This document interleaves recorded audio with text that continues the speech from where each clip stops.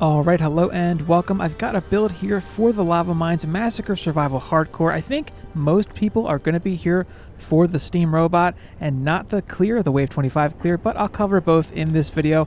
I'll splice a couple runs together just to cover both. Gonna get rolling here with a couple of flame burst towers. I go up against that wooden barrier and then flip it around and point it directly at the crystal. Now these two flame bursts are gonna provide some very nice fire damage for both of these lanes because of how wide their aim goes. Next up, we're going to have a DST go down right between these two barriers, scooched back a little bit, and the right side of the aim is going to split that right lane directly in half. That way we cover both sides, basically all three of those spawn doors. That's going to cover Jinn and Sharkin very nicely. Next up, we've got a stack of ores going down, and Snare, Electric, and Strength Drain right in the middle of the two lanes converging here on the crystal, as close to the crystal as possible. Gonna have some 3DU EV walls going down here from the corner pipe over to this little white bone rock looking thing on the other side, and the next one just past the torch, tucked into this little nook here across to this little rock pile. Having them both elevated a little helps with the Dark Elf warriors that are not able to jump over them as easily. Got some gas traps going down here. This one's pretty close to the wall, and this one I like on the pipe side of this lane, I suppose, on the left side, and that's going to help to CC any Jinn coming over that fire pit a little better. There are random ogre spawns on these doors down here, so dropping a reflect wall in front of these three towers is not only going to help with them, but also any spiders that might drop down and have a chance to web your towers up. Fortunately, no spiders drop in behind those towers, but if you were to hang out there, say on a boost monk, you may attract a Jinn from across the map. He would come over and shoot at you, so you'd have to kill him. That's the only thing that may come from behind over there. Got a 4DU buff beam going down here next, and since it's a Wave 12 start, we've got some mana to play with, so I'll upgrade that buff beam a couple times. The buff beam's always a high priority on the upgrades, and then I've got one upgrade each on the towers, one on the walls. The aura stack down here actually doesn't take a whole lot of damage, so you can leave it at level 1 to begin with. But that'll do it for the bottom. Gonna head up top and start setting things up. First thing I like to drop is a 5DU EV wall that I use as a reference to put pretty much everything else down, and I'll drop this first node of the wall kind of right in the middle of that straight line section on the cliff side, and then I'll bring it over to this rock here. The placement of that second node actually does matter a little bit. Jinn like to sneak in and try to steal it, but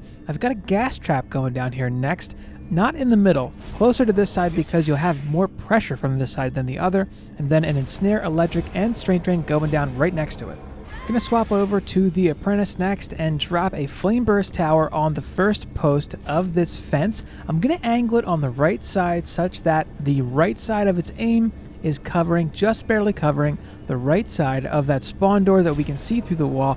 There's a Jinn that likes to come out of that little hole in the wall and try to steal your stuff. That flame burst will cover it, aimed like that, no problem. And then we've got a DST going down here, and I just like to aim it so that it's shooting inside of the archway on the right, but not covering the edge of the archway itself. That'll go down on the fence post behind the fence post that the flame burst is on, and angled in that way, it does have nice coverage of not only the lane on the right, but also the flyers coming in on the left as well. I've got a 6DU buff beam going down here. Now you could use a 4DU buff beam just on those towers, which would also buff the auras, but I really like having that bonus armor on the wall because I like to be able to forget about the top crystal for a little bit every once in a while. And we've got 2DU left here. What I opt for is a shock beam on my Waller EV to give it more charges, essentially. And this side is the only side up here that gets Sharkin, so I put it on this side because we don't need to worry about Sharkin on the other side. This is a Wave 12 start after all, so we've got some mana to play with. I just spread it around. The buff beam is a priority, also the strength drain, because that is going to drain pretty quickly up here. I'm going to speed things up a bit and swap over to my DPS Huntress, and next we'll cut over to a Wave 1 start to set up the build fresh, but if you're not interested in that, feel free to skip to 6 minutes and 33 seconds. For Wave 1, I start with the aura stack on the bottom crystal. Then I head up top and I drop our 5DU EV wall along with the gas trap and lightning aura. That takes care of everything except for lightning immune enemies, but they'll be CC'd so you can take care of them at your leisure.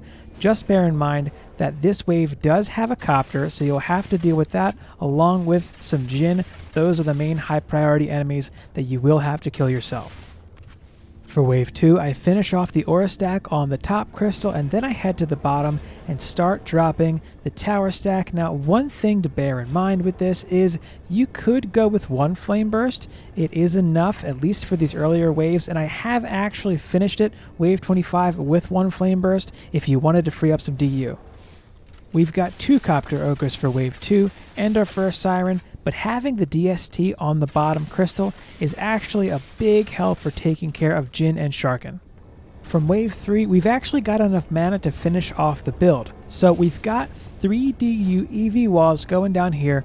Now in this tight of a space, you could use spike blockades. In fact, the first time that I did get a wave 25 clear on this map, I was using spike blockades. They have more HP for a 3 DU investment.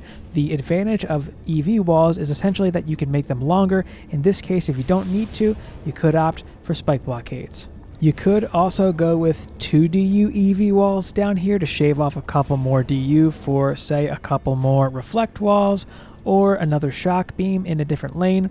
I did mention earlier that the build does work, not as well, but it does work with a single flame burst on the bottom crystal.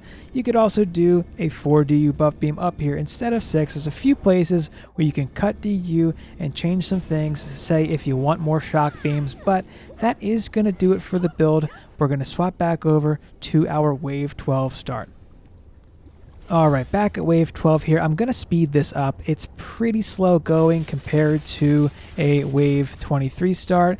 You hang out up here, you shoot down the copters, and then you can keep an eye on the lanes from up here too. Now this is a great spot to hang out.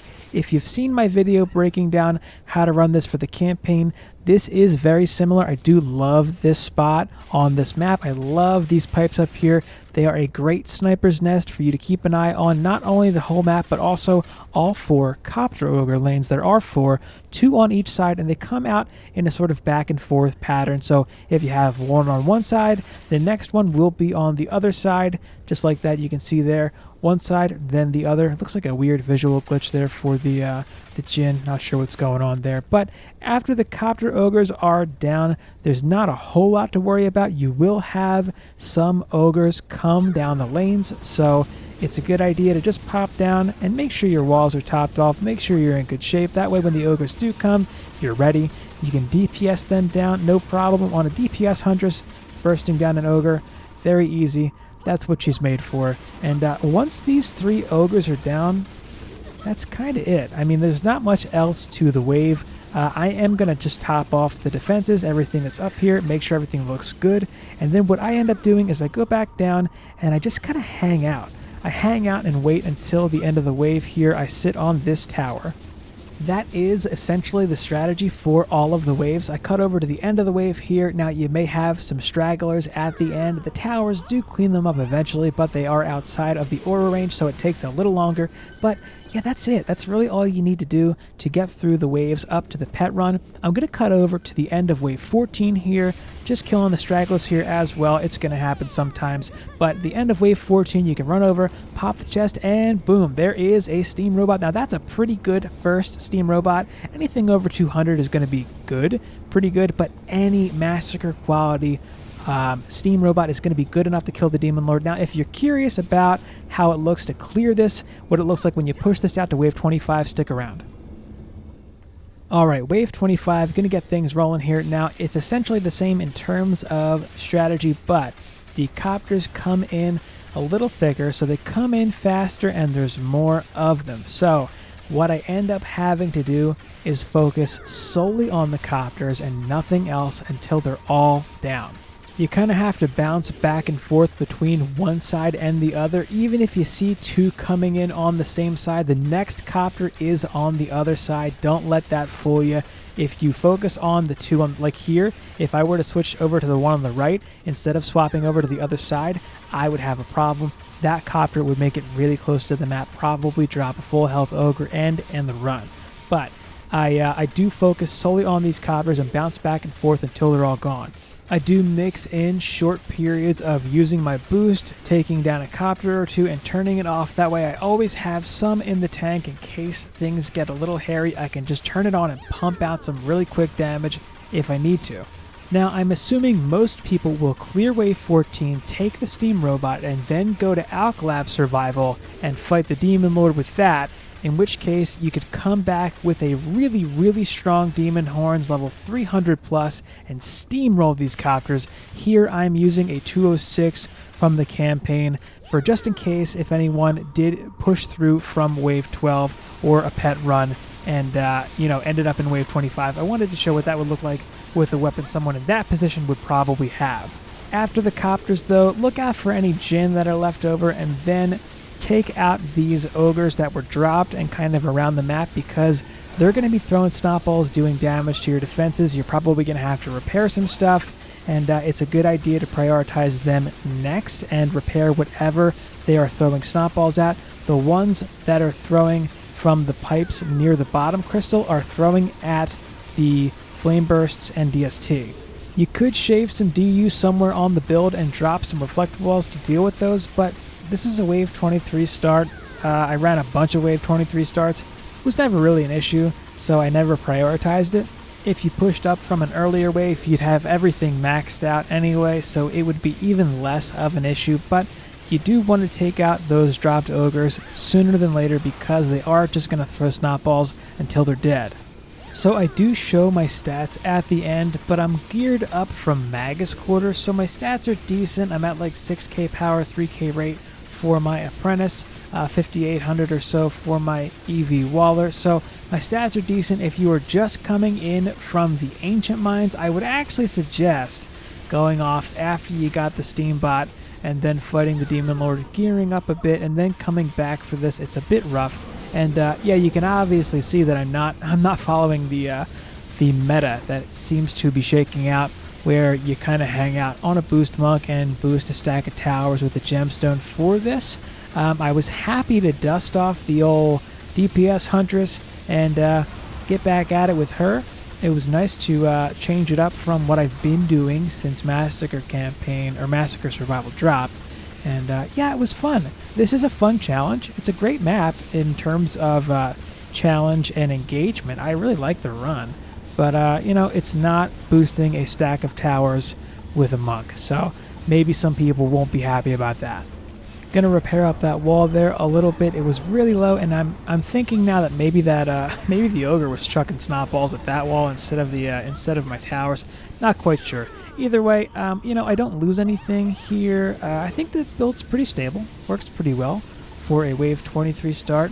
And, I assume that you would only circle back to this to complete it and clear it for wave 25 after you take the Steam Bot and gear up from Alkalabs and Magus Quarters. So I would assume you wouldn't really want to come here with lower stats than what I have. But I'm sure you could clear it still with even lower stats. I do cut to the end of the wave here after those ogres are down. There's not much going on, so I just take out the final enemies here to finish it out and complete the run. Pop the chest here. Underwhelming giraffe. No surprise. My best is still actually from Ancient Mines. Gonna flip through my stats here to show you what I've got here on my DPS Huntress. 2k vitality, 4k attack. Nothing too crazy. About 1,000 skill and 2,000 something boost. I cut back to show my Demon Horns here. Yeah, 206. I got this one from a campaign run of Alkalabs. Here's my Trap Huntress. Just gas traps. Anything will do, really. And my Aura Monk here. 4k power, 4k range. I don't know how much you actually need, but that's a pretty conservative bet. Fortify on my Waller EV, about 5,900. And 6k power, 3k rate, 2.7k range on my Builder Apprentice, and my Beam EV at 5,300 or so power. But that is going to do it for the run. 29.5 minutes, a little slow for a wave 23 start, not the ideal gear farm, but yeah, that'll do it for this one. Any questions, drop them in the comments below as always, and thank you so much for watching.